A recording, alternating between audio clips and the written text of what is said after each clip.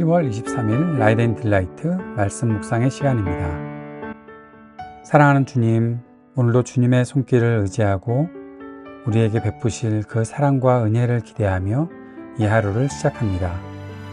주님, 우리의 약함을 주님께서 아시오니 오늘도 우리가 주님만을 온전히 바라고 주님을 의지할 때에 우리를 붙잡아 주시고 우리와 함께 하여 주시고 우리에게 주님의 말씀을 더 명확하게 들려주셔서 우리가 주님 말씀 깨닫고 주님 뜻대로 살아가는 삶을 이어갈 수 있도록 주님 우리에게 긍휼을 베풀어 주시옵소서. 함께 하심을 믿습니다. 예수님 이름으로 기도드립니다. 아멘. 오늘은 시편 127편 말씀을 함께 읽고 묵상하겠습니다. 시편 127편 세번역 성경으로 읽겠습니다. 주님께서 집을 세우지 아니하시면 집을 세우는 사람의 수고가 헛되며 주님께서 성을 지키지 아니하시면 파수꾼의 깨어있음이 헛된 일이다. 일찍 일어나고 늦게 눕는 것, 먹고 살려고 애써 수고하는 모든 일이 헛된 일이다. 진실로 주님께서는 사랑하시는 사람에게는 그가 잠을 자는 동안에도 복을 주신다. 자식은 주님께서 주신 선물이요 태 안에 들어있는 열매는 주님이 주신 상급이다. 젊어서 낳은 자식은 용사의 손에 쥐어있는 화살과도 같으니 그런 화살이 화살통에 가득한 용사에게는 복이 있다. 그들은 성문에서 원수들과 담판할 때에 부끄러움을 당하지 아니할 것이다. 아멘. 우리가 성전에 올라가는 순례자의 노래를 계속해서 묵상하고 있습니다. 120편부터 시작해서 오늘 8번째 127편 말씀을 읽었는데요. 오늘 성전에 올라가는 이 노래는 솔로몬의 노래라는 표제가 붙어 있습니다. 솔로몬이 이 시를 지었다, 솔로몬이 이렇게 노래했다라는 것이 당연한 일이겠다 싶은 생각이 들다가도 솔로몬이 마지막으로 했던 일들, 또 솔로몬이 왕위에 올라서 지혜를 구하고 성전을 세우고 난 이후에 그 이후에 하나님의 말씀을 따르지 않았던 모습들이 자꾸만 생각이 나니 솔로몬이 이런 노래를 지었다는 것 자체가 우리의 마음속에 잘 와닿지 않을 수도 있지만 그래도 솔로몬이 하나님께 지혜를 구하고 하나님을 의지하면서 복을 얻었던 때가 분명히 있었다는 사실을 우리가 기억하고 그 안에서 그 마음에 있었던 하나님을 향한 마음들, 그것이 어떠했는지를 살펴보면 좋을 것 같습니다. 자, 솔로몬이 이런 말을 합니다. 주님께서 집을 세우지 아니하시면 집을 세우는 사람의 수고가 헛되며, 헛되다는 말이 지금 반복이 되죠. 1절에 2번 헛되고 또 헛된 일이다 라고 했고 2절에서도 헛된 일이다 라고 그렇게 말하고 있습니다. 솔로몬이 지은 것으로 보는 전도서에도 헛되다 라는 말이 계속 이어지고 있었는데 그 헛된 것이 어떤 것인가? 전도서에서는 분명히 헛된 것이 바로 해 아래에서 모든 일이 헛되다. 전도서에서 말하는 해 아래의 일들은 하나님과 상관없는 일들을 말하고 있는 것입니다. 다시 말하면 오늘 이 시에서도 127편에서도 주님께서 집을 세우지 아니하시면, 주님께서 성을 지키지 아니하시면 모든 하는 일들이, 집을 세우는 수고도, 파수꾼이 깨어있는 것도, 일찍 일어나고 늦게 누우면서 정말 먹고 살려고 애쓰는 것도 그 모든 수고가 헛되다라는 거죠. 하나님과 관련 없이, 하나님의 임재와 상관없이 살아가는 모든 것은 헛될 수밖에 없다라는 것을 말하는 거죠. 전도서에서는 분명히 사람이 죽기 때문에 헛되다라는 말이 반복이 되고 있습니다. 오늘 이 시에서는 사람이 죽는다, 거기까지 나가지 않더라도 기본적으로 하나님께서 함께 하지 않으시는 집, 이거 집을 단순히 진짜 우리가 살고 있는 집, 어떤 분들은 여기에 집이 나오고 이후에 자식이 나오고 그러니까 이것이 이 집이 가정이다라고 해서 가정에 하나님의 임재가 없으면 헛되다라고 그렇게 말씀하는, 그렇게 해석하고 적용하는 분들도 있는데, 예, 맞지만 저는 좀 더 넓혀서 해석해 보고 싶고 적용해 보고 싶습니다. 여기서 나오는 집이라는 것은 바로 사람들이 하는 모든 일, 그 일상들, 그것을 말하는 것이 아닐까. 그래서 내가 하나님과 함께 살아가지 않으면, 내가 하나님과 함께 내 일들을 하지 않으면 그 모든 수고가 헛되다라는 거죠.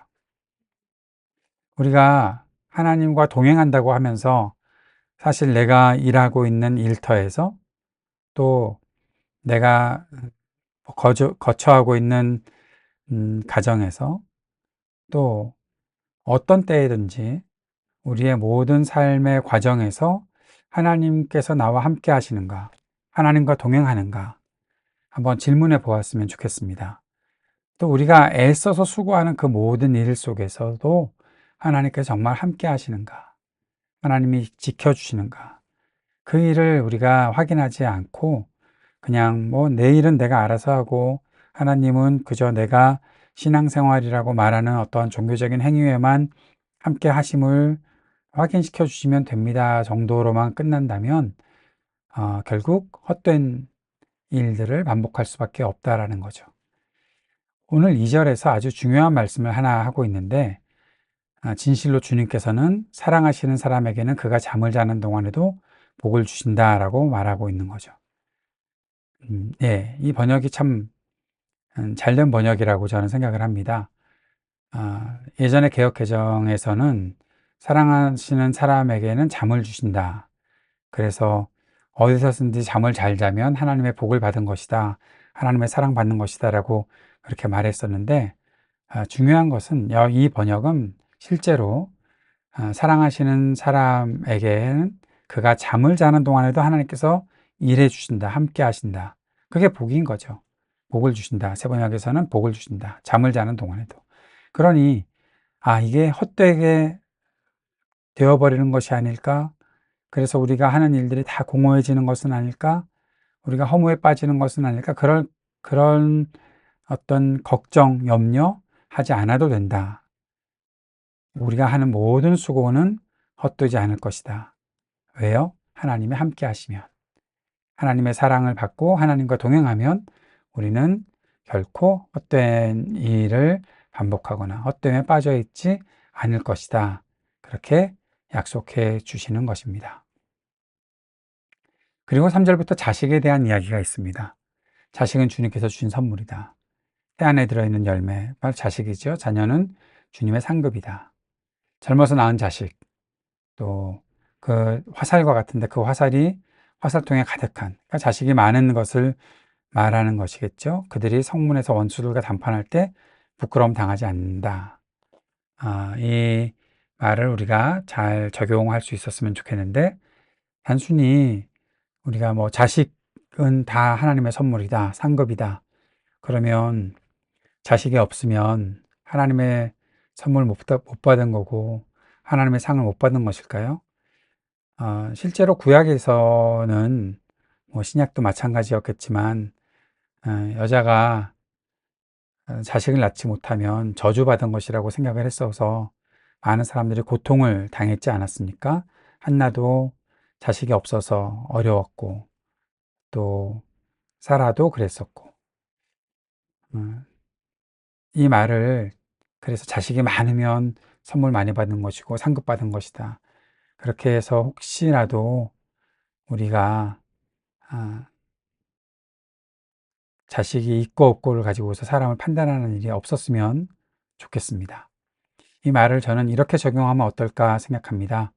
우리의 미래, 이 시대의 다음 세대들, 미래를 생각할 수 있는 어떤 세대들, 단순히 내 자녀만이 아니라 우리 가정에 있는 내 자녀, 친자만이 아니라 교회 공동체를 이루고 있다면 우리의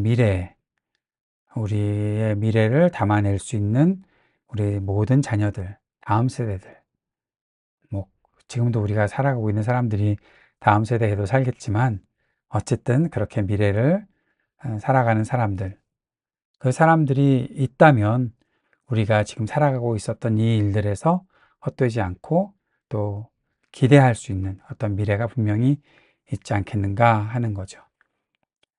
이 말을 요즘에는 우리가 교회적으로 좀 적용했으면 어떨까 하는 생각도 해봅니다. 교회 학교가 어렵잖아요. 작은 교회들은 또 교회 학교에 자녀들도 없고, 제가 지금 섬기는 교회에도 중고등부 학생들이 없는 그런 상태인데, 옆에 중고등학교가 있음에도 불구하고요. 그렇게 미래를 좀 더 계획할 수 있는 일들이 있었으면 좋겠는데, 바로 하나님의 선물을 받고 하나님의 상급을 받는다. 또 그렇게 우리의 자녀들이 우리가 더 담대할 수 있게 만들어가는 그런 사람들이 될 수 있도록 그런 자녀들이 많았으면 좋겠다라는 그런 생각을 해보는 것으로 적용하면 어떨까 생각을 합니다. 자, 이 모든 일에 누가 함께 하신다? 하나님이 함께 하신다. 하나님이 함께 하지 않으시면 헛되지만 하나님이 함께 하신다면 우리가 복을 누리고 하나님의 상급을 받을 수 있는 것이다. 우리가 그러한 믿음을 가지고서 이 노래를 불러야 되는 것이겠죠. 그러면서 한 번 더 생각하는 겁니다. 이 노래를 언제 부릅니까? 성전에 올라갈 때. 성전에 왜 올라갑니까? 하나님의 임재를 경험하기 위해서. 하나님의 임재를 경험하는 것이 성전 안에서만으로 그렇게 국한되는 것일까요? 아니어야 하는 거죠. 우리의 모든 삶에서, 우리의 모든 미래에서 하나님께서 우리와 함께 하신다는 사실을 우리가 기억하고 하나님께서 하시는 일, 우리가 경험하는 하나님의 사랑받는 사람이 되어야 하겠다. 우리가 잠을 자는 동안에도 하나님의 복을 누리는 사람이 될 수 있기를 우리가 마음을 다해서 주님 앞에 그렇게 신뢰의 고백을 드리며 오늘도 성전을 향해 하나님의 임재를 향해 한 걸음 더 나아가고 그 하나님과의 동행을 우리가 누릴 수 있는 삶이 되었으면 좋겠습니다. 정리해 봅시다. 자, 솔로몬의 노래, 그는 어떤 마음으로 이 노래를 만들었을까요? 한번 생각해 보면 좋겠죠? 그가 주님을 의지하는 것이 얼마나 중요하다는 것을 분명히 알고 있었던 사람입니다. 그러나 그도 결국 어느 순간부터 실패하고 또 다 망가졌지만 그가 이러한 노래를 지었을 때의 마음으로 회복할 수 있었으면 얼마나 좋았을까. 또 이 시에서 나오는 집은 단순히 가정에만 국한시키지 말고 인생에서 이루고자 하는 모든 일로 적용하는 것이 좋을 것 같다. 사람의 수고가 헛되다는 것은 결국 하나님께서 함께하지 않으시면 모든 것이 헛되다라는 것으로 말하고 있는 전도서의 메시지와 동일한 메시지다.